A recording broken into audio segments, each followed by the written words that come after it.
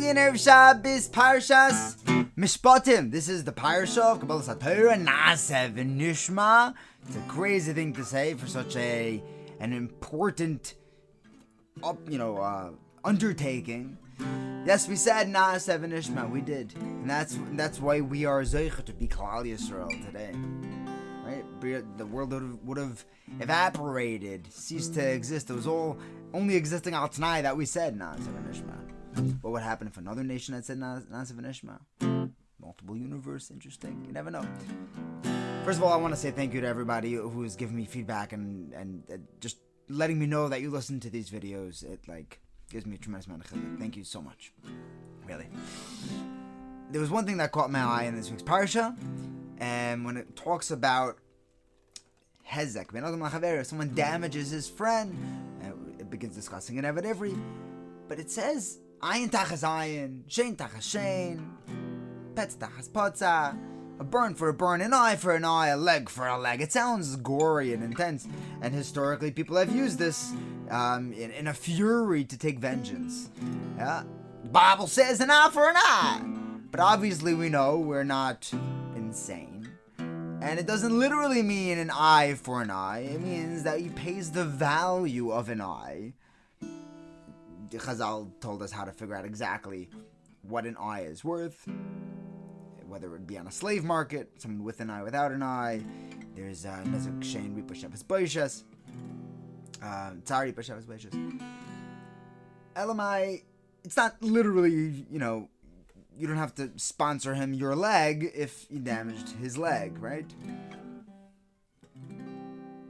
It's a simple question. If that's really what it means monetary value of a leg, a monetary value of a tooth, of an eye, etc. Why not say, pay for the leg, pay for the eye? It doesn't say a word about money. It says, you knock out his tooth, it's a tooth for a tooth. Why doesn't it say, pay for his dentistry? Interesting question, huh? The simple ones are the hard ones. I think the answer is very, very deep. Because it's not about the money. It's not about the money. The guy doesn't need your money. He lost his eye. He lost a tooth. Lo yaleinu. He doesn't need money. He wants his eye back. And the Rebbeinu Shalom is telling us, Chavre, you can't give him his eye back. That's not how it works. His tooth is gone. He's burnt. Malasot. You could give him money. That's something. But you should know, says the Rebbeinu Shalom, that you're not trying to give him cash. The goal here isn't compensation. The goal here is to do whatever you can to give him back whatever he lost. And if what he lost is an eye, all you can do, Taka, is give him money. But that's not what you need to give him. He needs a new eye. You can't do that, give him money. But when you're giving him the money, realize you're not just giving him cash, you're not just paying him off. You're doing your best to replace what he lost. Because there's an aver of Klal Yisrael that's missing now. Right? There are 600,000 letters in the Torah. If one letter is puzzle, we're all puzzle. The whole Torah is gone, right? You have to fix it. You can't say, but the next column is kosher. Let's use that one. No, it's all gone. It's all or nothing. Klal Yisrael, we're an all or nothing people. And yeah, if now there's someone in Klal Yisrael who's missing a tooth because of you, there's a tooth missing in Klal Yisrael. So take it a little further. It's not just, you're not just giving him money, says Rebbeinu Shalom. It's not about the money. It's about the tooth. It's about what is missing, what this person needs, and see if you could fulfill that.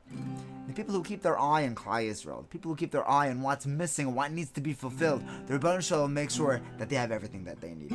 Here's a quick Maisa. Rav Yosef Chaim Zannenfeld told over this story, first-hand account. In Volozhin, Rav Yosef Chaim was a bacher there. They had a minhag to say Kaddish. There was always a Kaddish going on. What's pshat?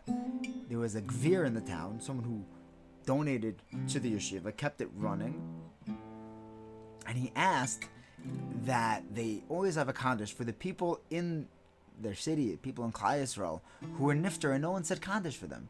It happens, they don't have any children, or their children are off the derech. Make sure there's always a Kaddish for those neshamas who need a Kaddish. Bring some extra Kedusha in the world for their neshamas. And the yeshiva always kept to that. There was always a Bachar, a Rebbe, someone was always saying Kaddish.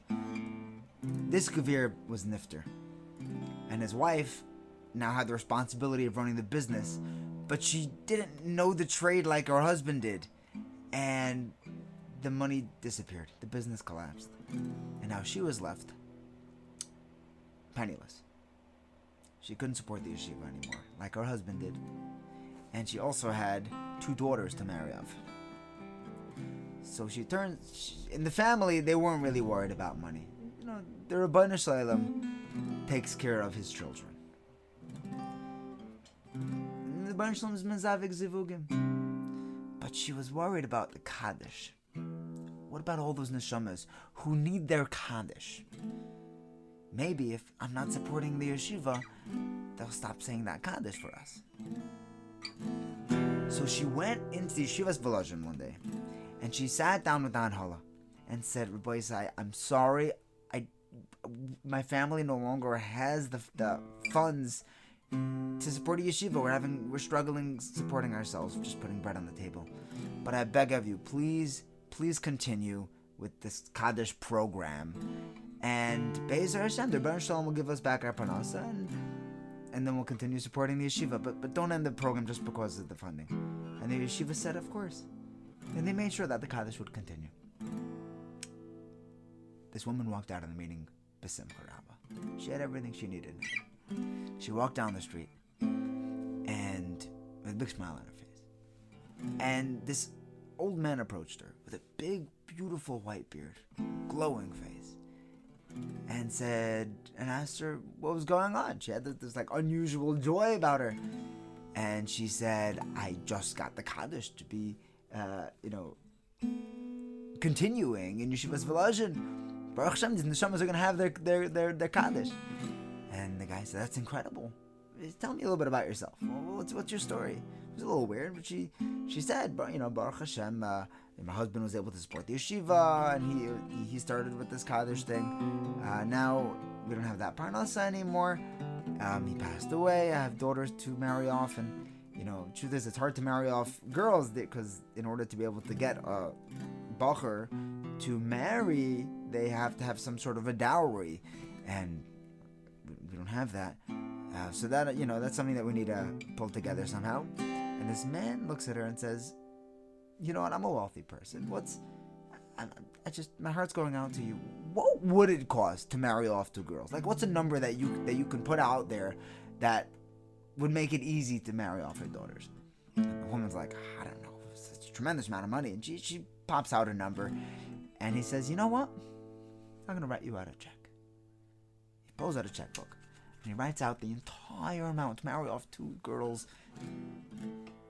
berevach.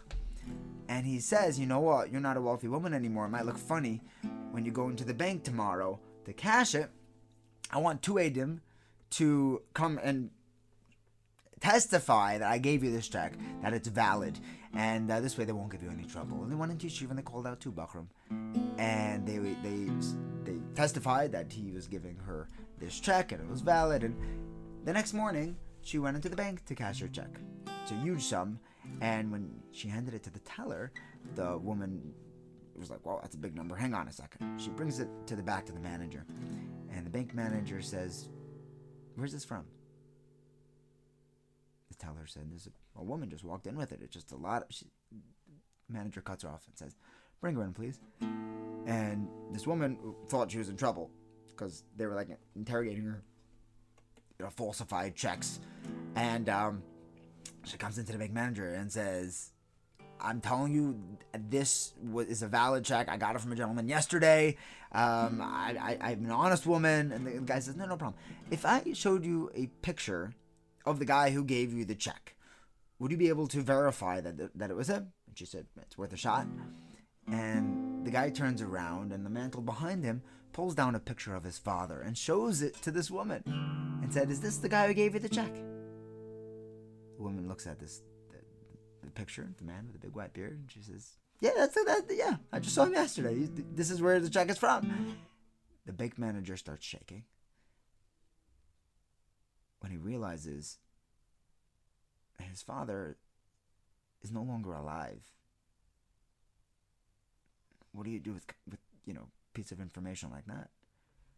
Well, you faint. That's what you do. He passed out on the floor of his office. The teller runs out to get a cup of water. They revive him. They sit him up, and this manager is just shaking. And he explains, like, that was my father. And there was a check. He was holding a check from his dead father, written yesterday. He said, my father's been passed away from some time, but last night he came to me in a dream. He said, you see, I didn't follow my father's ways, and I married a non-Jew. I went off the derech as a kid. My father came to me last night in a dream and said, kiddo, you and I know that you found a different path, and you never said Kaddish for me. You had no connection to religion. You married a non-Jew. Tomorrow, I'm going to send in a woman with a check from me up here in Shemayim. She takes care of Kaddish. She makes sure that all of us neshamas up here have a Kaddish. You cash her check. He said, I woke up middle of the night in a cold sweat. Just saw my father talking to me like vividly. And I told my shugtza wife what happened, and she laughed it off. But look, I'm holding the check. Rabbi Yitzchak Chaim Zonnenfeld said, I was the guy. I was one of those two bachrim who watched this father give this woman this check. I saw him. I saw her. I witnessed the whole thing. I'm an aide to this story. He said this bank manager was chayzu b'tshuva. First of all, he gave her all the money she needed out of pocket because his father didn't really have a bank account anymore, And he's turned his whole life around. His wife was Migayeres, gave her Shlema, and they lived an ehrliche, Torah life the rest of their life. Chaver, you take care of Klal Yisrael. You make sure that if there's something missing, if there's an neshama that needs a Kaddish, you look out for them. The Rebbeinu Shalom is going to make sure that you're taken care of. And there won't be a tooth missing in your life. There won't be anything missing. We have to look out for each other, together. And Be'ez Hashem will be zeicha to, as a guf sholem, as one unit of Klal Yisrael, to dance together. B'meher of Yameinu. Amen. Tzaveh, Tzaveh, Tzaveh, Tzaveh, Tzaveh, Yeshuos Yaakov. Tzaveh, Tzaveh, Tzaveh, Tzaveh, Tzaveh, Yeshuos Yaakov. Tzaveh, Tzaveh, Tzaveh, Tzaveh, Tzaveh, Yeshuos Yaakov. Tzaveh, Tzaveh, Tzaveh, Tzaveh, Tzaveh, Yeshuos Yaakov. Tzaveh, Tzaveh, Tzaveh, Tzaveh, Tzaveh, Yeshuos Yaakov. Tzaveh, Tzaveh, Tzaveh, Tzaveh, Tzaveh, Yeshuos Yaakov. Tzaveh, Tzaveh, Tzaveh, Tzaveh, Tzaveh, Yeshuos Yaakov. Tzaveh, Tzaveh, Tzaveh, Tzaveh, Tzaveh, Yeshuos Yaakov. Shabbos.